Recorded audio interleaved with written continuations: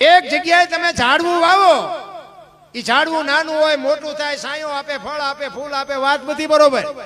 તમારો અને મારો આ છોડવો છે ઈ આવે ત્યારે કેવડો હોય?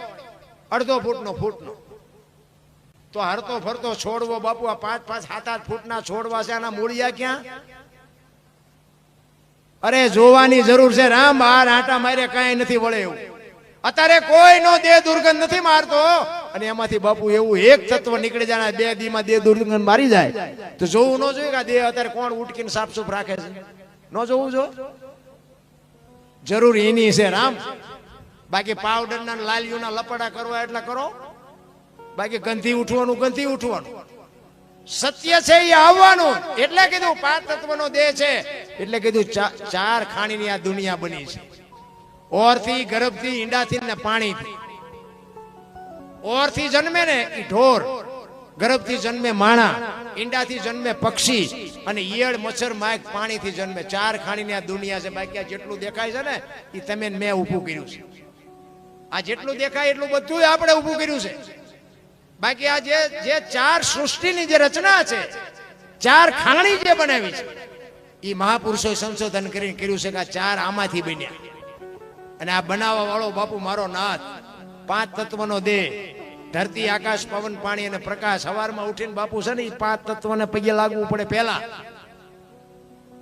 આપણા ગામમાં રામજી મંદિરે કદાચ ન જાય, મરી ન જાય, પણ આ હવા ન હોય તો, પાણી ન હોય તો, આ હુરજ નારાયણ એક દી એમ કે એટલા દીથી ઊભું છું, 2 દી મારે રજા ઉપર જવું છે, તો હવે ડબલા ચડે? 5 તત્વનો બાપુ દેહ છે, 5 તત્વથી જ ટકે છે. આ તમારો ને મારો દેહ છે ને ઈ જ્યાં બાપુ ટકી રહ્યો છે 5 તત્વથી જ ટકી રહ્યો છે. એટલે આપણે સવારમાં જાગીને પહેલા એને પગે લાગવું પડે કે મારા બાપ તું છો તારે જમે છે. પણ આ કોઈને દેખાતું જ નથી. સત્ય તો બાપુ સત્ય જ હોય.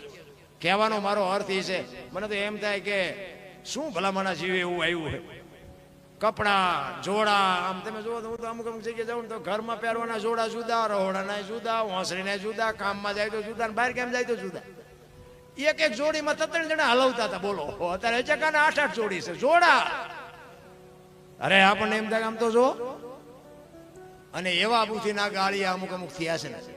1-2 ભાઈબંધ હતા ને, તે કઈ કામ ધંધો ન કરે, તલાવની પાડ્યા જઈને બે ટાઈમ થાય એટલે ઘરે આવીને નાય ધોઈને ખાઈ પીને પાછા વ્યા જાય. એટલે ઘરે તો મા બાપ બેકારા કરે. એટલે એ કે તમે ખૂંટિયા જેવા કઈ કામ કરો, અમારે કરવું ને તમારે. એટલે 2 ભાઈબંધ બેઠા વિચાર કરતા, એ કે ઘરે જઈને ડખા થાય, મજા નથી આવતી.